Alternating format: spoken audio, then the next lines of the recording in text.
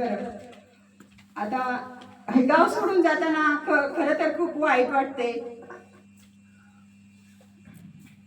एकदा भावनिक नाळ जुळली ना ती सहसा सुटत नसते. खरं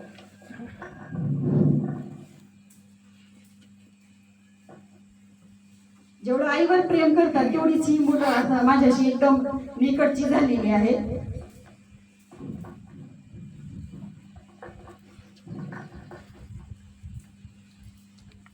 आत्मविश्वास असला ना काहीतरी घडत असतं.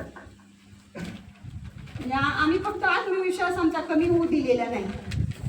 आउट ऑफ बॉक्स काहीतरी करावं, आउट ऑफ बॉक्स थोडासा वेगळा विचार करावा या हेतून आम्ही शिष्यवृत्ती म्हणजे MTS आणि IAS अशा श्रेय परीक्षेला मुलांना बसवलं आणि त्यामध्ये त्यांनी चांगले यश मिळवलेलं आहे.